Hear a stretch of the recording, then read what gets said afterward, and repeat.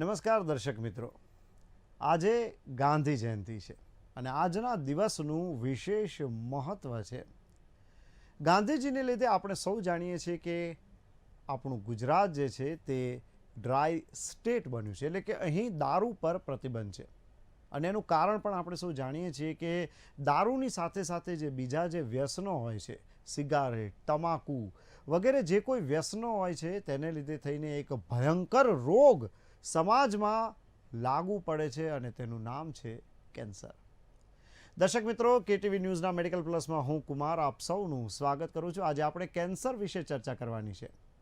દર્શક મિત્રો, તમાકુ અને ગુટખા કે સિગરેટનું જે પેકેટ હોય છે તેની પર આપણે એક વોર્નિંગ વાંચતા હોઈએ છીએ કે cancer is injurious to health. આ ઉપરાંત આપણે વાત કરીએ તો મનોરંજનની, થિયેટરમાં જ્યારે આપણે ફિલ્મ જોવા જઈએ છીએ તો ફિલ્મ શરૂ થતાં પહેલાં પણ આપણા માટે ખાસ સરકાર દ્વારા એક જાહેરાત કરવામાં આવે છે અને તે છે તમાકુ વિરોધી જાહેરાત. અને આ જાહેરાત તમે હંમેશા કોઈ પણ ફિલ્મ શરૂ થતાં પહેલાં જોઈ જશે. તો દર્શક મિત્રો, આજે આપણે કેન્સર પર વિજય કેવી રીતે મેળવવો અથવા તો કેન્સર સામે કેવી રીતે લડવું, બીજી ભાષામાં કહીએ તો, તેના વિશે ચર્ચા કરવાની છે. જે માટે અમારા સ્ટુડિયોમાં અમે આમંત્રિત કર્યા છે જાણીતા વૈદ્ય રાજેશ ઠક્કર તથા અન્ય એક ડૉક્ટર રાજકોટથી અમારી સાથે ઓનલાઈન જોડાયા છે કે જેઓ એક બહુ જ જાણીતા રેડિયોથેરાપિસ્ટ છે રાજકોટની સ્ટર્લિંગ હોસ્પિટલમાં, ડૉક્ટર સાર્થક કુમાર મોહંતી. તો આ બંને મહેમાનોનું અમારા સ્ટુડિયોમાં સ્વાગત છે. હવે સૌથી પહેલાં હું વૈદ્ય રાજેશ ઠક્કરને પૂછીશ કે રાજેશ ઠક્કરજી, અત્યારે કેન્સર શબ્દ બહુ જ જાણીતો થયો છે. હવે આયુર્વેદ એ બહુ જ જૂનું શાસ્ત્ર છે. શું આયુર્વેદમાં કેન્સર વિશેનું કોઈ વર્ણન કરવામાં આવ્યું છે? નમસ્કાર, બહુ જ સારો પ્રશ્ન છે. આયુર્વેદમાં કેન્સરનું વર્ણન જોવા મળે છે. આયુર્વેદના જે મહાન ઋષિઓ થઈ ગયા, ચરક, સુશ્રુત વગેરે, 2800થી 3000 વર્ષ પહેલાં અંદાજે ચરક સંહિતા વગેરે જે લખાઈ છે એની અંદર કેન્સર વિશેનું વર્ણન જોવા મળે છે. એમાં એવું કહી શકાય કે લગભગ અર્બુદ નામનું એક જે ચેપ્ટર છે એ અર્બુદ નામના ચેપ્ટરની અંદર બધા અનેક પ્રકારના કેન્સર વિશેનું વર્ણન જોવા મળી રહ્યું છે. એટલે એમાં 7 પ્રકારના અર્બુદ કીધા છે. એ દોષો પ્રમાણે એના પ્રકાર પણ પાડવામાં આવેલા છે અને એના વિશેનું વર્ણન જોવા મળે છે. અને એ લાઈફ થ્રેટનિંગ એટલે કે મૃત્યુનું કારણ પણ બની શકે છે એવું આપણને જાણવા મળે છે ગ્રંથોની અંદરથી માહિતી. મારી વ્યક્તિગત રીતે હું વાત કરું તો મેં પણ એવા અનેક દર્દીઓ, લગભગ મારી 26 વર્ષની આયુર્વેદિક વ્યવસાયની કારકિર્દીમાં એક વૈદ્ય તરીકે મેં 700થી વધારે કેન્સરના દર્દીઓને જોયા છે. અને કેટલા પણ એવા હતા કે જેને ચેલેન્જિયસ હતું અને લાઈફ થ્રેટનિંગ કન્ડિશન હતી. કેટલીક પરિસ્થિતિઓમાં તો કુમારભાઈ એવું થતું હતું કે ના સર્જરી થાય, ના કિમોથેરાપી કે ના રેડિયેશન થઈ શકે. અને એવી કન્ડિશનની અંદર પણ આયુર્વેદ સારવારે બચાવ્યા હોય અને એમની જિંદગીને એક્સપાન્શન મળ્યું હોય એવા પણ અનેક ઉદાહરણો જોયેલા છે. તો બિલકુલ. તો રાજેશભાઈ, આપણને એવું લાગી રહ્યું છે કે જે શાસ્ત્ર છે, આયુર્વેદનું જે શાસ્ત્ર છે, તેમાં વર્ષો પહેલાં કેન્સરનું વર્ણન આપેલું જ હતું. અને કેન્સરમાં ખાસ કરીને જોઈએ તો ઇમ્યુનિટી જે છે તે ઓછી થઈ જતી હોય છે. તો આ જે ઇમ્યુનિટીને કારણે જે કેન્સર શરીર ઉપર હાવી થઈ જતું હોય છે, તો ઇમ્યુનિટી વધારવાના જો આપણે કહીએ તો ઉપાયો તે આયુર્વેદમાં આપેલા છે ખરા? ચોક્કસ, ઇમ્યુનિટી વધારવાના પણ ઘણા ઉપાયો છે અને કેન્સરનો પ્રતિરોધ કરવાના, એની ચિકિત્સા કરવાના, એગ્રેસિવ થઈને એને મટાડવાના એવા પણ અનેક ઉપાયો જોવા મળી રહ્યા છે. એટલે ખાસ કરીને ઇમ્યુનિટીની વાત કરું તો એને 3 પ્રકારની કીધી છે. સહજ છે, યુક્તિકૃત છે અને કાલજ છે. સહજ એટલે માતા પિતા તરફથી વારસામાં મળે. કાલજ એટલે ઋતુ પ્રમાણે આવે, કે જેમ કે હવે જે ચાલુ થવાની છે 1 મહિના પછી, તો હેમંત અને શિશિર ઋતુ એટલે શિયાળાની ઋતુમાં વ્યક્તિની ઇમ્યુનિટી બહુ સારી હોય. અને યુક્તિકૃત એટલે ઔષધોથી જેને સિદ્ધિ પ્રાપ્ત કરી અને રોગપ્રતિકારક ક્ષમતાને વધારી શકાય. આપણે આયુષ અને કોરોના તબક્કામાં આયુષ ઔષધિઓ જોઈએ આપણે તો સંસમની વટીને વગેરે, ચ્યવનપ્રાશને વગેરે અનેક ઔષધિઓ આવી અને બધાના ધ્યાનમાં આવ્યું કે ઇમ્યુનિટીના બહુ જ સારા ઔષધો આયુર્વેદમાં છે. બીજું, કેન્સરની બાબતમાં પ્રતિરોધની ચિકિત્સાની આપણે વાત કરીએ તો કેન્સરની પણ અનેક પ્રતિરોધ ચિકિત્સાઓ છે. ઇવન એની અંદર એવું પણ કહી શકાય કેટલાક પંચકર્મ પણ કરાવી શકાય છે અને સાથે સાથે એવું પણ થઈ શકે છે કે એમાં ઔષધો દ્વારા પણ સારવાર થઈ શકે. હું એક જ પેશન્ટની વાત કરું તો મુંબઈનું એક દર્દી હતું પેન્ક્રિયાઝનું 4થા સ્ટેજનું કેન્સર. 4થા સ્ટેજનું એટલે CA19.9 એ નામના જે એક એબ્ડોમિનલ કેન્સર એટલે પેટના કેન્સરનો જે ઇન્ટરનેશનલ ક્રાઇટેરિયા છે તો એ એમનું 40 હોવું જોઈએ એને બદલે 8600 લઈને મારી પાસે આવેલા. ઓહો. પરિસ્થિતિ એવી હતી કે એમનું હૃદયનું પમ્પિંગ 18% અને 4થા સ્ટેજનું કેન્સર એ 2 ચમચી પાણી પણ ન પી શકે એવી કન્ડિશન હતી અને લગભગ 1.5 થી 2 મહિનાનો સમય એટલા માટે આપવામાં આવ્યો હતો કે ડૉક્ટરો દ્વારા ત્યાં મુંબઈની લીલાવતી હોસ્પિટલમાં કે એમને સર્જરી ના થઈ શકે. 18% પમ્પિંગ છે એટલે ઓન ટેબલ એનેસ્થેસિયા આપવામાં આવે ને એ શોકમાં જતું રહે પેશન્ટ તો પછી એમાંથી ઊભું પણ ના થઈ શકે. ના સર્જરી થાય, ના કિમો થાય, ના રેડિયેશન થાય અને એમને અમે કન્ઝર્વેટિવ આયુર્વેદિક ટ્રીટમેન્ટનો એપ્રોચ આપ્યો અને ઔષધો આપીને આયુર્વેદના જે મહારસાયણો જે છે હીરક ભસ્મ છે, સર્વેશ્વર પરપટી છે અને એનું યોગ્ય ડોઝ અને પેશન્ટની જે જરૂરિયાત હતી એ પ્રમાણે નક્કી કર્યું અને આપ્યું ને 2 મહિનાનો જે સમયગાળો હતો અમે 14 મહિના સુધી એને એક્સટેન્ડ થતા જોયો. એટલે આ આયુર્વેદની શ્રેષ્ઠતા છે. એટલે એ કેન્સરના કોષોને પણ મારે છે પણ તંદુરસ્ત કોષોને નુકસાન કર્યા વગર કેન્સરના કોષોને મારી શકે મારતું હોય છે. બિલકુલ. અમારી સાથે અન્ય એક જાણીતા રેડિયોથેરાપિસ્ટ રાજકોટથી जुड़ गया है डॉक्टर सार्थक कुमार मोहंती. सार्थक कुमार जी, आपका हमारे स्टूडियो में बहुत बहुत स्वागत है हमारे कार्यक्रम में. तो सबसे पहले तो आप ये बताइए कि अकॉर्डिंग टू एलोपैथी कैंसर क्या है? Basically, cancer is a abnormal uncontrolled cell growth, cell division. जैसे शरीर में बहुत सारे जो कोशिका रहते हैं, कोशिका से टिश्यू बनते हैं. तो ये जो अगर कोई कारण की वजह से ये कोशिकाएं अनकंट्रोल्ड मैनर में डिवीजन होके बढ़ जाए शरीर में कोई भी जगह पे वो गांठ या फिर घाव जैसा दिखे तो उसको लेमैन में कैंसर बोलते हैं. जी बिल्कुल. अच्छा, ये जो आपने जो कैंसर के बारे में जो बताया कि कैंसर की आपने व्याख्या की एज अ रेडियोथेरापिस्ट, किस हिस्से का, बॉडी के किस हिस्से का कैंसर सबसे ज़्यादा इंडिया में देखने को मिलता है? इंडिया में basically head and neck cancer बहुत ज़्यादा देखने को मिलता है. मुख गह्वर में जो ओरल कैविटी के अंदर जो कैंसर है बनता है वो मोस्टली देखने को मिलता है because of tobacco chewing is very common in India.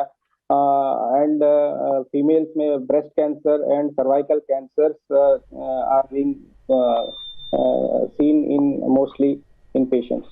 जी રાજેશભાઈ, હું તમારી પાસે આવીશ કે જે રીતે સાહેબે આપણને વાત કરી કે હેડ એન્ડ નેકનું જે કેન્સર છે તે ખાસ કરીને પુરુષોમાં વધુ જોવા મળતું હોય છે. બહેનોમાં બ્રેસ્ટ કેન્સર છે, યુટરસનું કેન્સર છે, આનું પ્રમાણ વધુ જોવા મળતું હોય છે. તો હવે જો આપણે વાત કરીએ તો હેડ એન્ડ નેક જે કેન્સર છે સામાન્ય રીતે વ્યસન કે તેને લીધે થતા આ બધા કેન્સર હોય છે. હવે આયુર્વેદમાં આવા કોઈ વ્યસનોને લીધે કેન્સર થતું હોય અથવા તો કેન્સરના અન્ય જે કારણો છે તેના વિશે કોઈ વર્ણન કરાયું છે? ચોક્કસ કેન્સરના કારણો વિશેનું વર્ણન છે, પરંતુ તમાકુ એ આયુર્વેદના જ્યારે ગ્રંથો લખાયા, કેમ કે લઘુત્રય અને બૃહત્રય 3 મોટા ગ્રંથો જે છે એ 2500 થી 3000 વર્ષ પહેલાં લખાયેલા. ચરક, સુશ્રુત અને અષ્ટાંગ હૃદય નામના જે ઋષિઓ હતા એમને જે લખ્યું છે, વાગ્ભટ ઋષિ હતા અને અષ્ટાંગ હૃદય નામનો ગ્રંથ લખ્યો.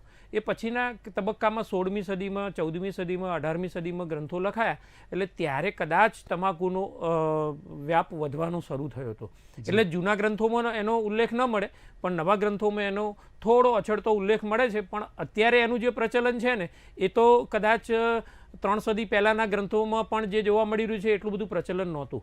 પરંતુ કારણો લખ્યા છે કે અયોગ્ય રીતે કોઈપણ કોષ ઉપર, કોઈપણ અંગ ઉપર એવો વિકૃત રીતે દબાવ આવે, અયોગ્ય ખોરાક ખાવામાં આવે કે જે કુદરતી રીતે વિરુદ્ધ સ્વરૂપનો હોય, વિરુદ્ધ આહાર હોઈ શકે, અયોગ્ય ચિકિત્સા કરવામાં આવે, આવા અનેક પ્રકારના કારણો લખ્યા છે.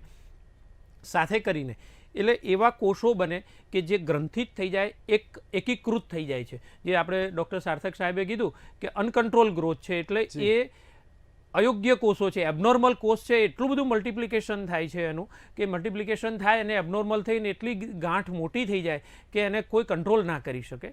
એટલે એવા પણ આયુર્વેદના ગ્રંથોમાં જે ઉલ્લેખ છે. અર્બુદ એટલે કેવું, પર્વત, એનું એક નિશાની છે.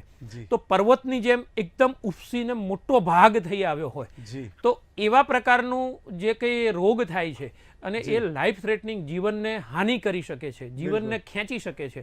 તો અંતરવિદ્રધિથી લખીને એવા અર્બુદના કેટલાક પ્રકાર છે કે જે અંદર પેટના અવયવોમાં, એટલે કે લીવર કેન્સર થાય, કિડનીની ઉપર પણ થઈ શકે અને પેટમાં પણ, આંતરડામાં પણ થઈ શકે, જઠરમાં પણ થઈ શકે, એનો આયુર્વેદમાં ઉલ્લેખ જોવા મળે છે. એવી રીતે મગજમાં પણ થઈ શકે છે. તો હેડ એન્ડ નેકની જે તમે વાત કરી, તો એમાં તમાકુ ચાવવું એટલે બેઝલ ટંગ, સીએ ટંગ અને જે કહી શકાય કે બકલ મ્યુકોઝા જે છે, તો એ આખું ગલોફાની જે ચામડી કહીએ છીએ, એ બેની અંદર જે તમાકુ ભરાઈ રાખવાની જે આદત હોય ને, તો 40% કેસ એવા જોવા મળે છે. અને કેન્સરના કારણે મૃત્યુ થવાના જે કારણો છે એમાં 40% સૌથી વધારે આ તમાકુનું વ્યસન જે છે એ કારણ જોવા મળે છે.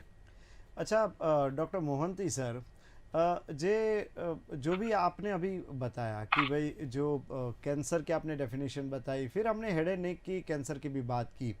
कैंसर में जो हमारी जो बैड हैबिट्स है, जिसको हम व्यसन बोलते हैं, उसके अलावा भी और कोई रीजंस है जिसकी वजह से कैंसर हो सकता है, या कोई ऐसी थेरापी है जिसकी एडवर्स इफेक्ट, जिसकी कोई उल्टी इफेक्ट हो और उसकी वजह से भी इन फ्यूचर शायद कैंसर हो? बेसिकली कैंसर के जो कारण होते हैं ये खाली तंबाकू और अल्कोहल ऐसा नहीं है. बेसिकली दीज आर ये जो कैंसर के कारण है, बेसिकली मैं डिवाइड करता हूँ दो रीजन, दो आयाम में. पहला आयाम है कि नॉन मॉडिफाइबल रिस्क फैक्टर्स, और दूसरा है modifiable risk factors. Non modifiable risk factor में जैसे मान लीजिए जेनेटिक फैक्टर या हेरिडिटरी फैक्टर है, और फैमिलियल, कोई जीन अबनॉर्मली बिहेव कर रहा है, जैसे कि BRCA1 और 2 जीन, जैसे कि ब्रेस्ट कैंसर में मोस्टली बिहेव करता है. These are non modified risk factors. We can not change it, हम इसको चेंज नहीं कर सकते. बट दूसरा है modifiable risk factors, like already हम डिस्कस कर चुके हैं, स्मोकिंग, अल्कोहल, एंड डॉक्टर साहब ने भी बताया कि अदर, जैसे कि हमारा हैबिट, जो डाइटरी हैबिट में कुछ प्रॉब्लम रहती है, एक्सरसाइज ना करना, रेगुलर एक्सरसाइज करना, environmental factors like environmental toxins, pesticides, and also other some kind of virus, means HPV virus जो रहता है, जो बच्चेदाने के जो यूटेरस का लोअर पार्ट है, सर्विक्स बोलते हैं, उसमें सर्वाइकल कैंसर होता है, HPV virus, human papilloma virus, and also other cancers like hepatocellular carcinoma जो लिवर में होता है, जो दो वायरस की वजह से होता है, हेपेटाइटिस B वायरस और C वायरस.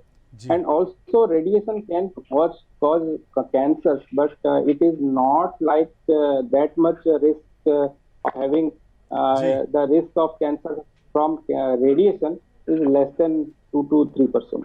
जी सर, अनलाइकली. जी सर. आप जो भी आंसर दे वो हिंदी में दे, ताकि हमारे जो भी दर्शक है वो आराम से समझ पाए. હું વૈદ્ય રાજેશભાઈ પાસે આવીશ કે રાજેશભાઈ, આપણે જો વાત કરીએ કે ભાઈ એમણે જે કંઈ વાત કરી કે ભાઈ એમાં અન્ય પણ કારણો હોય છે, વ્યસન સિવાયના પણ કારણો હોય છે, લાઇફસ્ટાઇલ અને ડાયટની તેમણે વાત કરી. આયુર્વેદે કેન્સર જો કોઈને થયું હોય તેવા વ્યક્તિએ, તો તેણે કેવો આહાર લેવો જોઈએ? હા, બહુ સારો પ્રશ્ન છે. પહેલાં હું એમના જ એક વાત કરી છે, એના સમર્થનમાં એ કહું, રેડિયેશનનું પણ એક કારણ બને છે. એટલે આપણને એવું હોય કે કોઈ રોગ થયો હોય, ના આપણે ફટાફટ CT સ્કેન કરાવી લઈએ, MRI કરાવી લઈએ, એક્સરે કરાવી લઈએ, આવું જે એક આપણી આદત છે. તો એ ઓવર રેડિયેશન જે છે ને, એ પણ ભલે નાનું કારણ છે પણ એ પણ કારણ બને છે.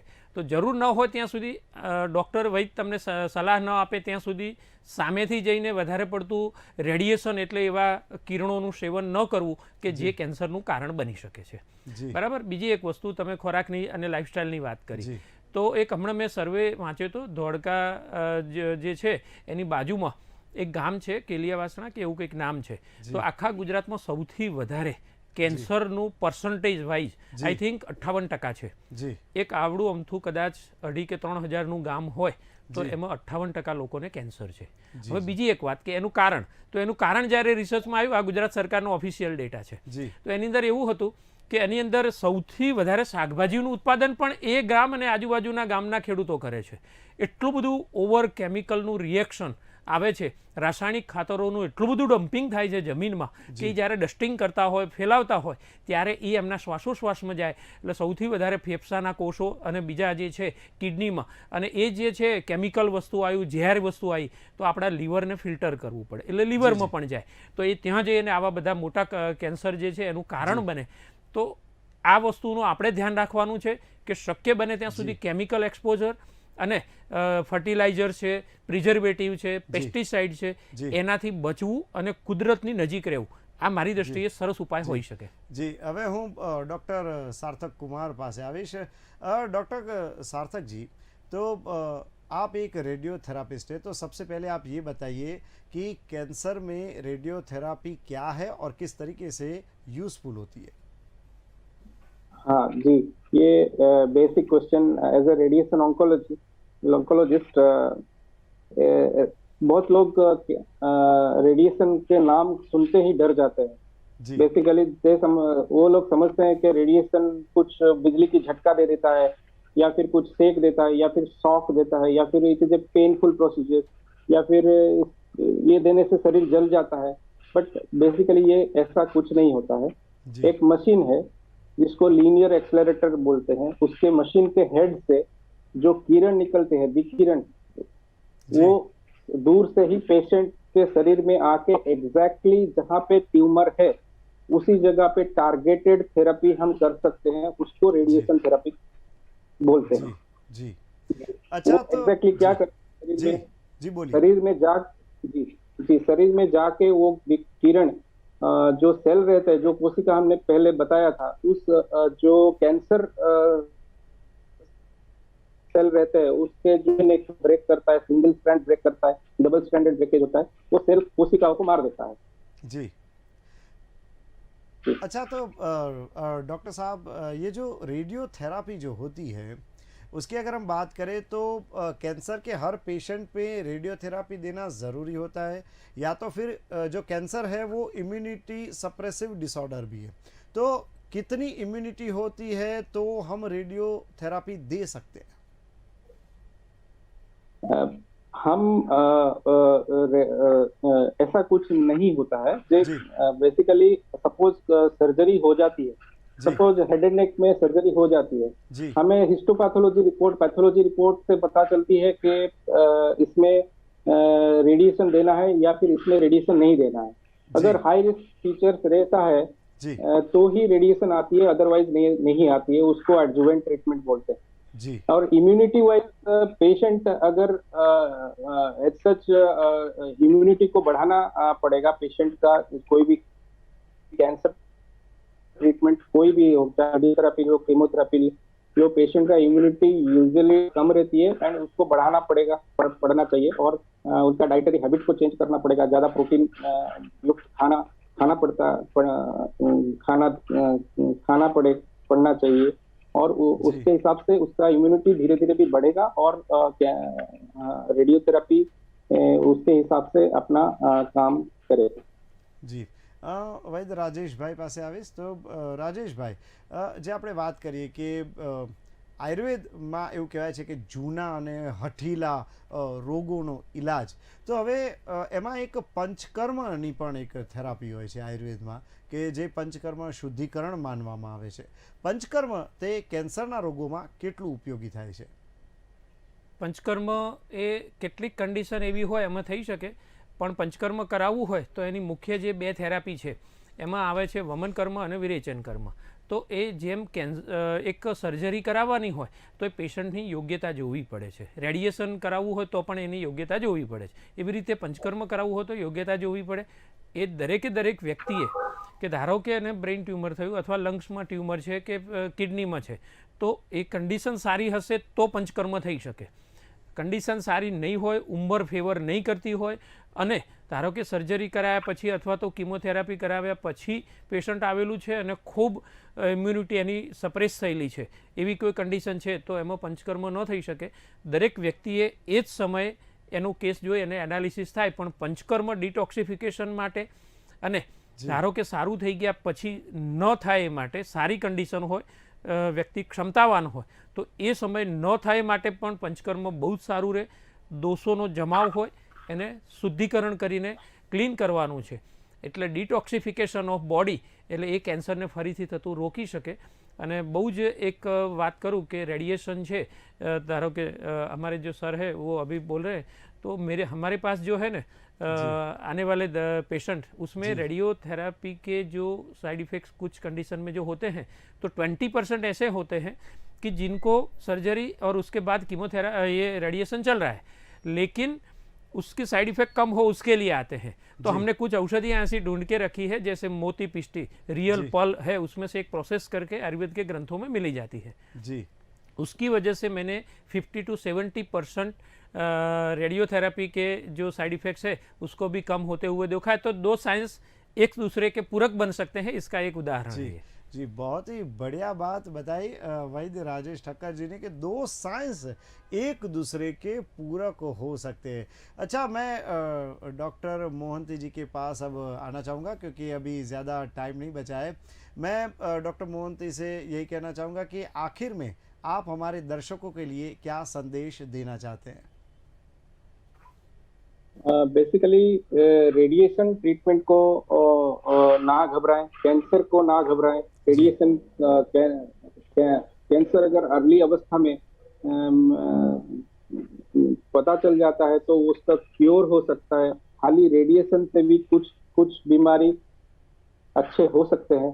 आधुनिक रेडिएशन टेक्नोलॉजी जो आ गया है लीनियर एक्सेलरेटर के वजह से, अभी और भी आधुनिक टेक्नोलॉजी ऐसे आ गए हैं, जैसे कि मान लीजिए IMRT हो जी, तो IGRT हो, SBRT टेक्निक हो या फिर VMAT टेक्निक हो, उसमें बहुत ही कम समय पे हम रेडिएशन दे सकते हैं और कैंसर को मिटाया जा सकता है. अगर सटीक टाइम पे सटीक सलाह लेके किया जाए तो पेशेंट्स का बीमारी अच्छा हो सकता है और उनका क्वालिटी ऑफ लाइफ को बढ़ाया जा सकता है. बिल्कुल.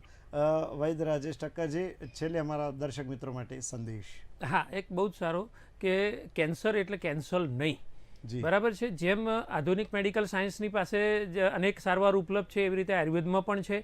કેટલીક પરિસ્થિતિ એવી થાય કે જ્યાં ના સર્જરી થાય, ના કિમોથેરાપી થઈ શકે કે ના થઈ શકે, અથવા મેટાસ્ટેટિસ થયું હોય, લંગ્સમાં હતું અથવા તો બ્રેઇન ટ્યુમર હતું ને કાઢ્યું ને પછી આખા શરીરમાં ફેલાયું, લીવરમાં છે, બીજી બધી જગ્યાએ.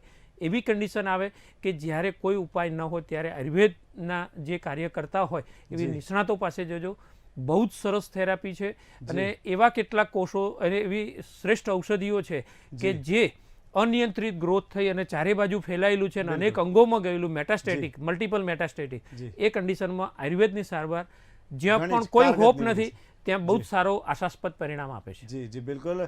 વૈદ્ય રાજેશભાઈ ઠક્કર અને ડૉક્ટર સાર્થક કુમાર મોહંતી અમારી સાથે જોડાયા તે બદલ અમે આપના ખૂબ ખૂબ આભારી છીએ. ધન્યવાદ. તો દર્શક મિત્રો, જોયું ને, આયુર્વેદ હોય કે એલોપેથી, આપણે એક જ વાત કહી શકાય કે જો યોગ્ય સમયે નિદાન થાય તો કેન્સર જેવા રોગનું પણ નિવારણ, તેનો ઉપાય અને તેની સારવાર જો કહીએ તો તે શક્ય છે. અમે ફરી મળીશું એક નવા જ વિષય સાથે. ત્યાં સુધી અમને રજા આપશો. નમસ્કાર.